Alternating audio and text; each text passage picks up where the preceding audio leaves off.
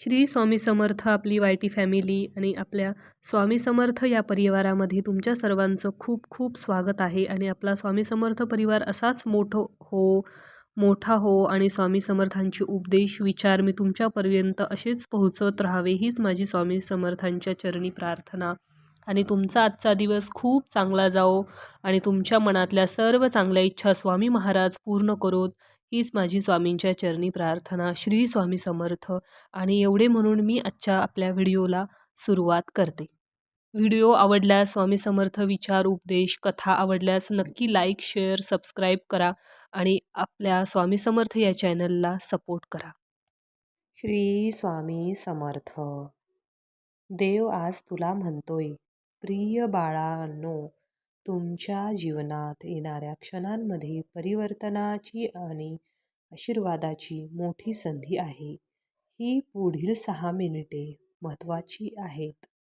आपल्या नशिबाला आकार देण्याची क्षमता धरून ठेवा.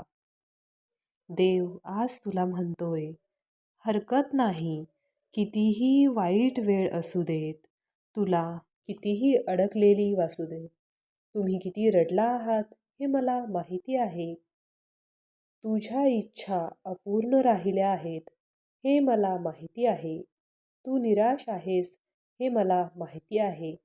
पण मी तुला वचन देतो, तुझे हे दिवस कायम राहणार नाहीत. आता सर्व काही बदलणार आहे. तुझा फक्त माझ्यावर घट्ट विश्वास असू देत. काळजी करणे थांबवा. माझी तुझ्यासाठी खास योजना आहे. आता तू खूप प्रयत्न केले आहेस आणि तुझी प्रगती मार्गी लागणार आहे. तुझे आशीर्वाद तुला मिळणार आहेत. देवाचा तुझ्यासाठी संदेश आहे. घाबरू नकोस. कधी कधी लोक घाबरतात कारण ते कुठे जात आहेत किंवा पुढे काय करायचे आहे हे त्यांना माहिती नसते.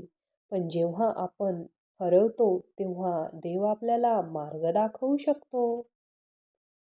शेवटपर्यंत ऐकून तर बघ, 101% भाग्यवान होशील. खरं आहे की जीवनात सुख आणि दुःख सकाळ आणि संध्याकाळ प्रमाणे येत जात असतात. कधी कधी काही अडचण, काही संकटे खूप काळापर्यंत आपल्या पाठलाग सोडत नसतात. आज मी या व्हिडिओमध्ये असा एक नियम सांगत आहे की हे लोक या नियमांचे व्यवस्थितरित्या पालन करतील त्यांना आज मी ठामपणे सांगू शकतो की ज्यांच्या आयुष्यात खूप वर्षानुवर्ष असलेले दुःख देखील काहीच दिवसात संपून जाईल आणि काही दिवसांचा दुःख असेल तर काही क्षणातच संपून जाईल. मी या नियमाला एका कहाणीच्या माध्यमातून तुम्हाला समजावत आहे आणि या व्हिडिओमध्ये शेवटी तुमच्यासाठी एक खास प्रक्रिया सांगितली आहे आणि तुम्ही जर या प्रक्रियेला तुमच्या रोजच्या दिनचर्येत ॲड केले तर तुमचे जीवन सफल आणि समृद्ध झाल्याशिवाय राहणार नाही. माझी तुम्हाला ही विनंती आहे, प्रार्थना आहे की शेवटपर्यंत ही कहाणी आणि ती प्रक्रिया नक्की पहा. चला तर मग आपण ती कहाणी ऐकू. एक पक्षी वाळवंटात राहत होता. तो खूप आजारी होता, त्यामुळे त्याची सर्व पिसे नाहीशी झाली होती. खूप दिवसापासून त्याला खायला प्यायला काहीच मिळाले नाही. त्याला राहायला निवारा देखील नव्हता. एके दिवशी एक सफेद रंगाचं कबूतर तिथून जात होतं. तेवढ्यात त्या दुर्दैवी पक्ष्याने त्या सफेद सुंदर कबुतराला थांबवले आणि विचारले, तू कुठे चाललेला आहेस? त्यांनी उत्तर दिले की मी स्वर्गात जात आहे. देवाची माझ्यावर दया आहे. त्यांनी मला माझ्या इच्छेनुसार येथे येण्याचे स्वातंत्र्य दिले आहे. मी आजारी तेव्हा आजारी पक्षी म्हणाला, सुंदर कबुतरा, माझा एक काम करशील का? तेव्हा ते सफेद रंगाचे सुंदर कबूतर म्हणाले, हो, मी नक्कीच तुझं काम करेल. तेव्हा तो आजारी पक्षी म्हणाला की तुझ्या देवतांना, तुझ्या ईश्वराला विचारशील का माझे दुःख, माझी पीडा कधी संपेल? कबूतर म्हणाले, हो, नक्की, मी करेन आणि तुला पुन्हा येऊन सांगेन. इतकं बोलून ते सुंदर कबूतर स्वर्गात पोहोचले आणि स्वर्गातील एका देवदूताला त्या आजारी पक्ष्याबद्दल सफेद कबुतराने विचारलं. तो आजारी पक्षी कधी बरा होईल आणि त्याच्या पाठची पीडा कधी संपेल? प्रभारी देवदूत म्हणाला, पुढची 7 वर्ष या पक्षाला असेच दुःख भोगावे लागेल. तोपर्यंत सुख मिळणार नाही. तेव्हा सफेद कबूतर हे ऐकून खूप नाराज झाले आणि म्हणाले, जेव्हा आजारी पक्षी हे ऐकेल तेव्हा तो निराश होईल, कारण खूप आधीपासूनच त्याच्या आयुष्यात खूप दुःख आहे. परमेश्वरा, तुम्ही काही दुसरा उपाय सुचवाल का? मग देवदूताने उत्तर दिले, हो, अजून एक सर्वात मोठा उपाय आहे. त्याला हे वाक्य नेहमी बोलायला सांग. 7च दिवसात त्याचं सगळं दुःख पळून जाईल. ते सपोट कबूतर खूप आनंदी झाले आणि परमेश्वराला म्हणाले, की परमेश्वरा, कोणता उपाय आहे? तुम्ही मला कृपया करून सांगाल का? तेव्हा ते देवदूत म्हणाले, की त्या आजारी आणि दुःखी पक्षाला फक्त एकच बोलायला सांग, की जेव्हा कोणताही प्राणी किंवा पक्षी किंवा कोणीही जेव्हा हे वाक्य बोलेल, तेव्हा त्याच्या आयुष्यातील कोणतीही कितीही मोठी समस्या, कितीही मोठे दुःख, कितीही मोठे संकट वाऱ्यासारखे पळून जाईल. हे वाक्य लक्षपूर्वक ऐक. देवा, तू जे काही दिलेस त्याबद्दल तुझे आभार. आणि मग हे सफेद रंगाचे सुंदर कबूतर लवकरात लवकर त्या आजारी पक्षाजवळ पोहोचले आणि देवदूताचा संदेश त्याला सांगितला. 7 ते 8 दिवसानंतर कबूतर पुन्हा तिथून उडत होता. तेव्हा त्याने पाहिले की तो आजारी पक्षी खूप आनंदी आहे. वाळवंटात खूप झाडं वाढली होते. तेथे पाण्याचे एक लहान तळे देखील बनले होते आणि तो इतक्या दिवसापासून दुःखी असलेला पक्षी आनंदाने नाचत होता. हे सर्व दृश्य पाहून ते सफेद कबूतर खूप आश्चर्यचकित झाले. पुढची 7 वर्ष या पक्षाला सुख मिळणार नाही असे देवदूताने सांगितले होते आणि तरीही हा इतका दुःखी असलेला पक्षी इतका आनंदाने कसा काय नाचू शकतो?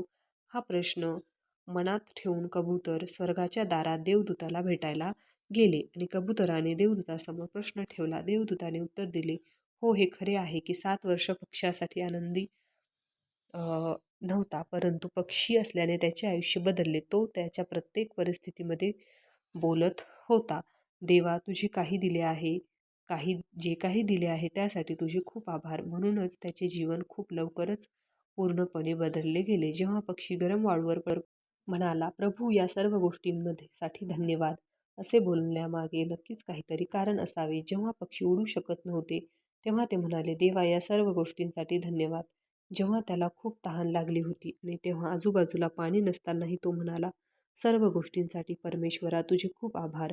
परिस्थिती कशी असो, पक्षी पुन्हा पुन्हा म्हणत राहिला, देवा, या सर्व गोष्टींसाठी धन्यवाद. आणि अशी 7 वर्ष 7 दिवसात संपली. भक्तांनो, तुम्हाला समजलं असेल की तो आजारी दुःखी पक्षी किती कमी वेळात पूर्णपणे आनंदी आणि बरा झाला.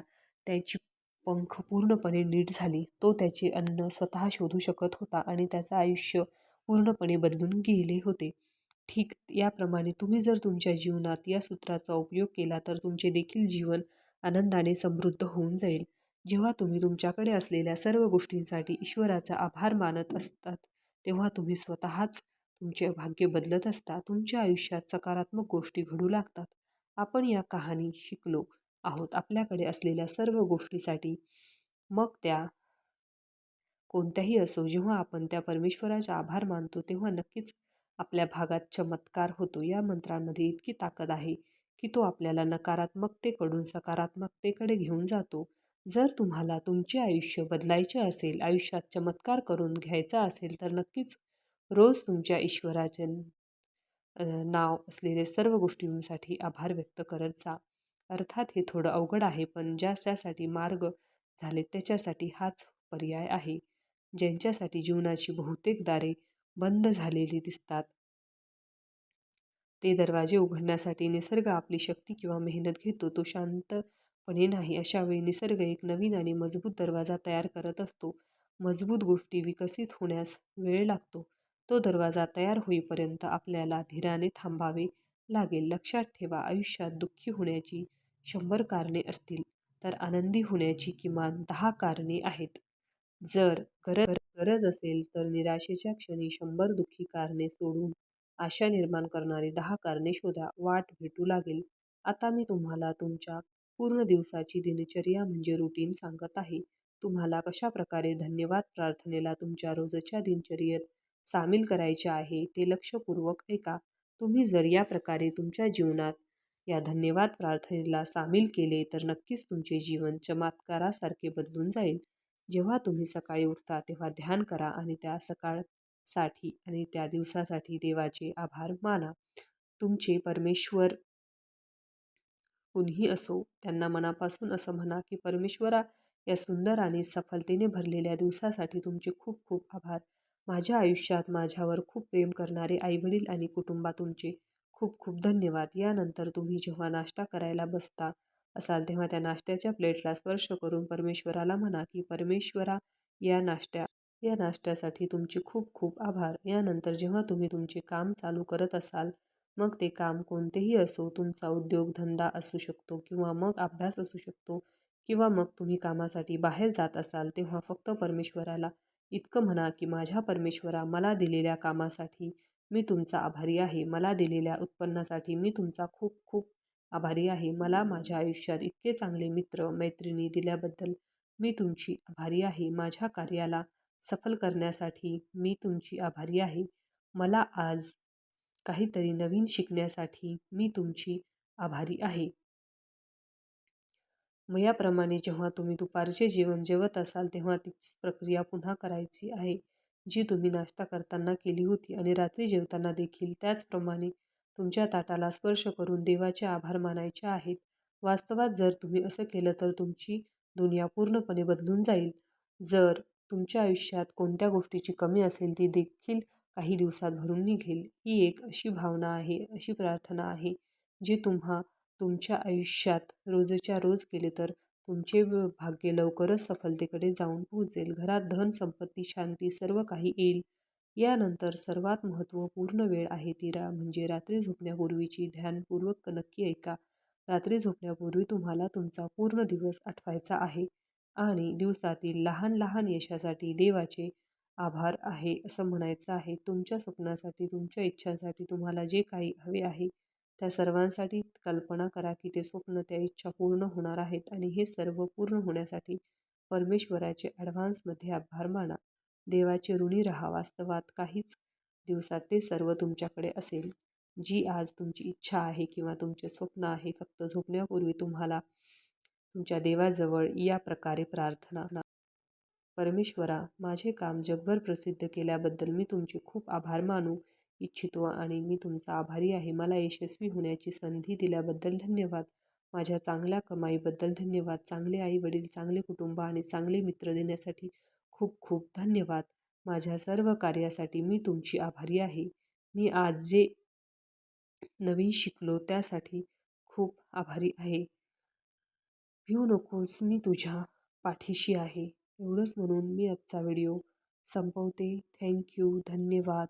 तुम्ही शेवटपर्यंत हा व्हिडिओ ऐकल्याबद्दल आणि स्वामी महाराज तुमच्या सर्व चांगल्या इच्छा पूर्ण करोत. श्री स्वामी समर्थ.